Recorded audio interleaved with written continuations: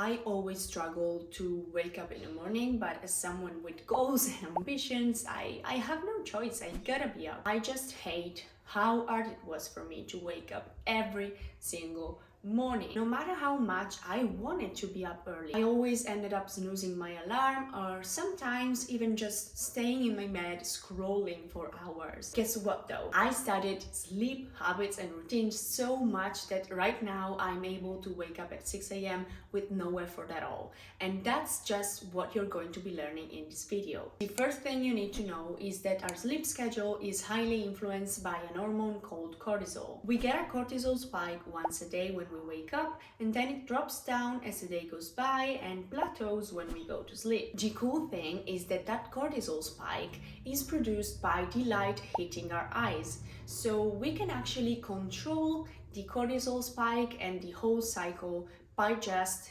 exposing ourselves to light in the morning. So of course, the best way to actually influence your cortisol levels is to get outside in the morning and just be in the sunlight. Even if it's not a sunny day, being outside, even, those days where it's all dark and gloomy, it's still going to be better than being, in the dark. If it's really cold, as it is here right now, you can even, place yourself by a window and look outside.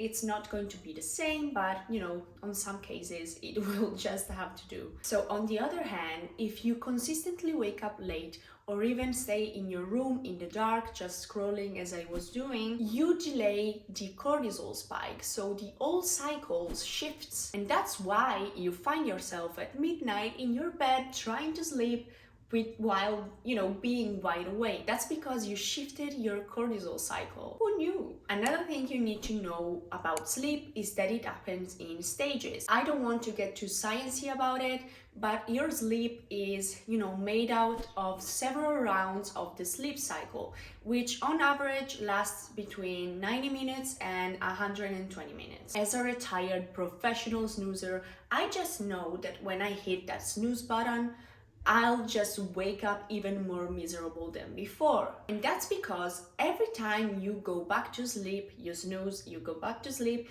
you start a brand new sleep cycle, which, as we established, lasts from 90 minutes to 120. So you will not have the time to complete the whole sleep cycle. You'll just wake up when you're entering that deep, profound sleep stage. And that's why you wake up even more miserable than before. So that's why snoozing needs to be out of your life right now.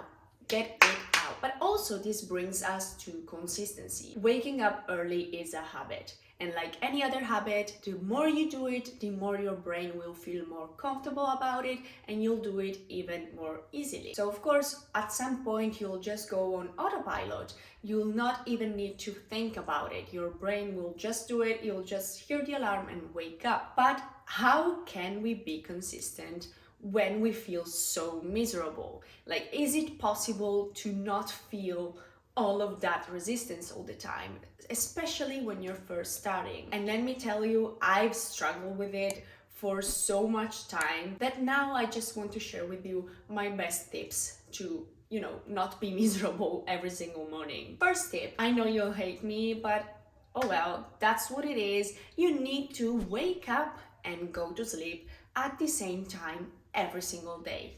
There, I've said it. I know it's not easy, but you truly need to focus yourself on it the first time. So when you're trying to pick up this habit, then you can be a little bit more flexible about it. But of course, if you go to sleep at the same hours every night, if you wake up at the same time, it's just going to be easier.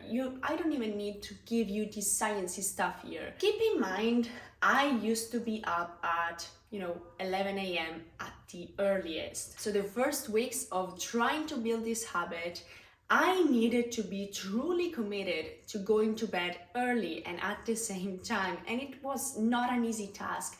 But in the end, that's what truly helped me to get up in the morning. If I woke up a little bit more rested than if, I had slept 3 hours the night before, it's of course going to be better. I also use the Sleep Cycle app, which not only tracks your sleep and helps you understand your sleep cycles. But my favorite feature is the alarm actually. So I set my alarm at 6, and anytime between 5:30 and 6, the alarm will just know when I'm, more awake, and it will wake me up at the time where it's going to be easiest for me. It truly worked wonders for me, so I highly recommend it, because if you wake up at the time where you're most awake, it's going to be 10 times easier to get out of that bed. Also, if you want to wake up earlier, you need a reason.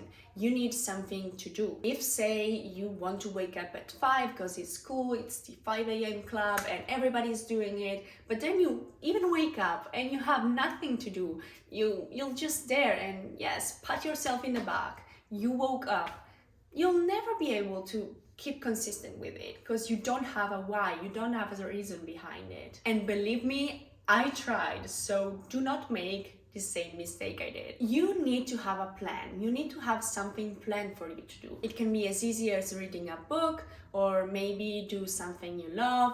Take the time to do that stuff, do those things that you always want to do but never have the time for. I personally want to wake up this early because I want to go to the gym before I go to work, because I hate gym during the busy hours, and I'm trying to build that habit also. So I need, to go where it's not that crowded. I don't like the crowd. I would like to be just by myself, And I'm trying to work on this gym habit, not only because I want to, better my physique, but I truly want to work on my health and my mental health this year. So this is so important to me that I want to wake up this early. I want to go to the gym in the morning. I want to do that for myself. And that truly is helping me get up because I have something planned to do. I have a reason to do it. Also, this gets us right to exercising in the morning, because of course I need to throw in something basic in the mix.